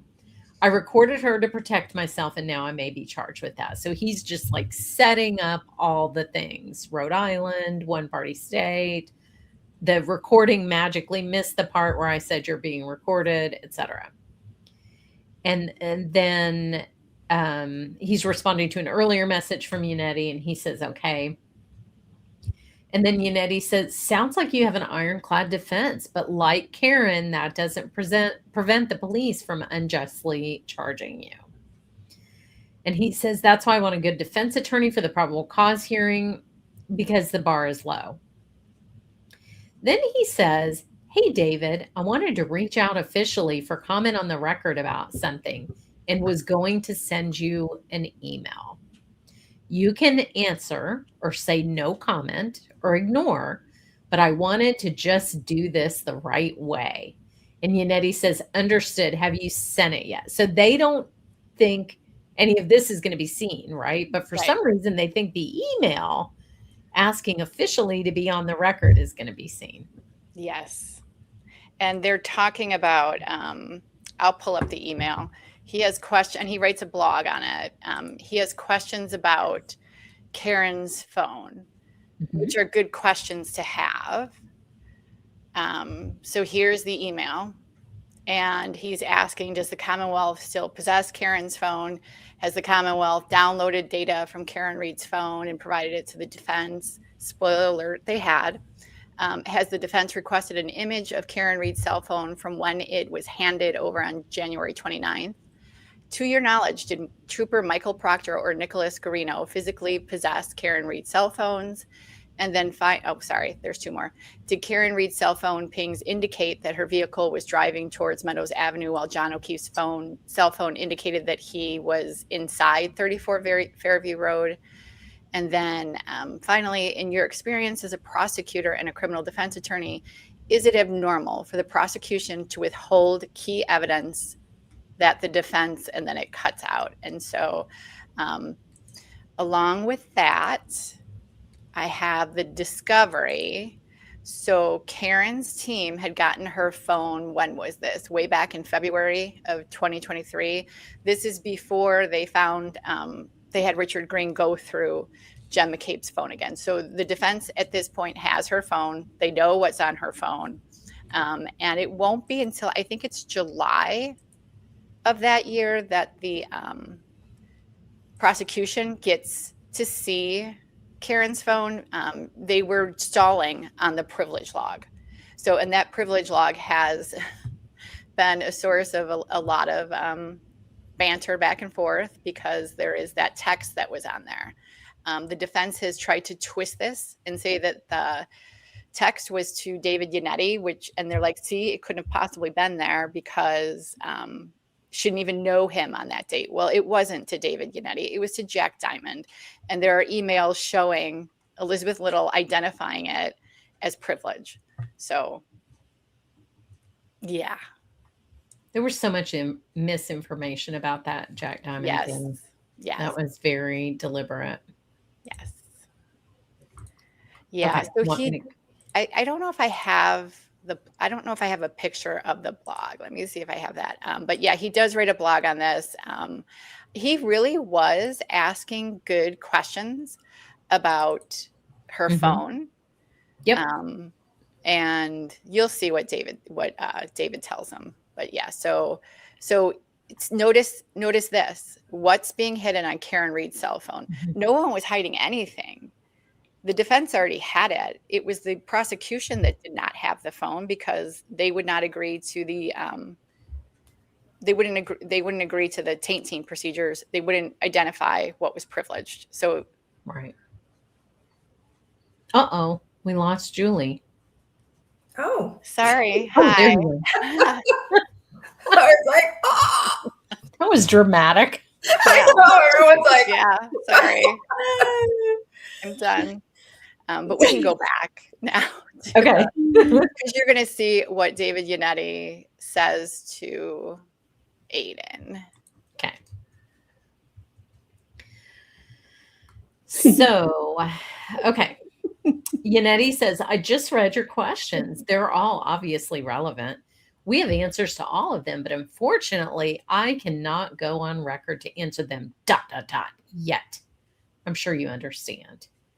And Aiden says, that's fine. I just wanted to be on record asking for my due diligence. And Yannetti likes that. Yeah. So Yannetti says, FYI, our entire team is digging your t-shirts. Right. And so I'm going to stop now too. I have a video for this series as well. And I want to show you what shirt Aiden was wearing that day. It is the fake Google House Long to Die in Cold shirt that David Yannetti loved that shirt. The whole team loved that shirt. So, and here's a video from this show this day. I don't really know how all this works. Cellubrite, they got like an image of the phone. You just plug it into something and you can extract everything from it, like a copy of everything in the phone. That's how they got Brian Walsh. Brian Walsh is not only he thought he was being crafty. He went on his kid's iPad and searched how to dismember a 115-pound body if you really need to. If you really need to. But I still can't get over his Google searches. If you really need to. I can't believe he wrote if you really need to. Oh dear God. It was like he was covering, like, in half the tweet, he's like, the first half of the tweet, the Google, he's like, this sounds really bad. How to get rid of a body. If you really need to. Not that I need to, but if you did. Like, he's like Google's judging him. Oh, stop it. So they got that back on him in like a day. It was just so fast. So that tells me, the more I'm thinking about this, I'm like, oh, we haven't heard anything about anything on her phone from Lunchbox and crew, have we? And what does that tell us? That there's nothing on there. There's nothing, that she did nothing incriminating on her phone. If they had any messages, like, let's suppose Karen Reed is gossiping with her girlfriends and being like, oh, fucking John's pissing me off. This motherfucker's getting on my last nerve. I'm about to rear end this motherfucker 5 miles an hour and knock his ass out. There was like a text message like that, or any message like that indicated that there was strife in their relationship. We would know all about it, wouldn't we? It just kind of clicked to me. We would know all about those messages today. Yeah, but we haven't heard a fucking thing, have we? We heard about the voicemail that you left John O'Keefe, which wasn't even that bad. And Nick Ricchetti was talking about last night. He's like, that doesn't even sound bad. That doesn't even sound bad. Yeah. Okay, we can go back and see what David says about, Aiden says about these shirts. Real quickly, so this is a good point, and I didn't follow the Walsh case, but the iPad situation is a good point with Apple. So with like Brian Albert's phone, so when Brian Albert upgraded his phone, all your content's still there. So if you have an iPad, an iMac, or whatever, like all your information is still there. So this is it just made me think of this. It was a really actually good point. Thanks, Eden. I also like how he sounds kind of intoxicated and he's talking about Rakita. Weird. Okay. And Cellulite. Cellulite. I know. Still a mystery in 2026, the Cellulite. So he says, I'm going to sell them the t-shirts all over Canton.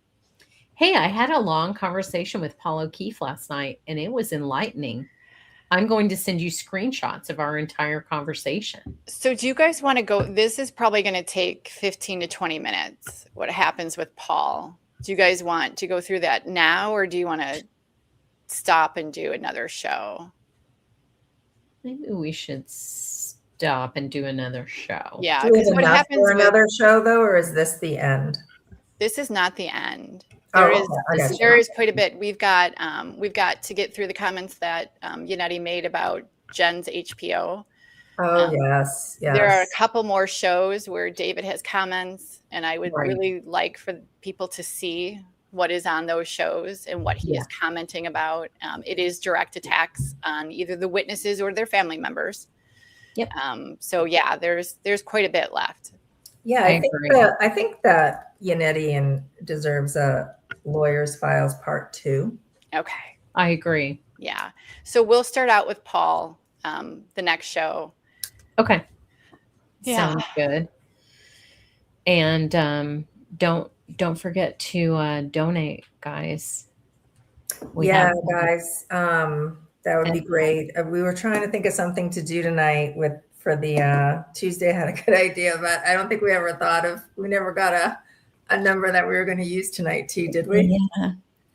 Something the best I could come up with was 6 for the Sixth Amendment, which Aiden is fighting against.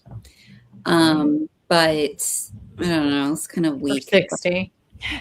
Yeah, or 60. Yeah, so maybe a number with 6 in it.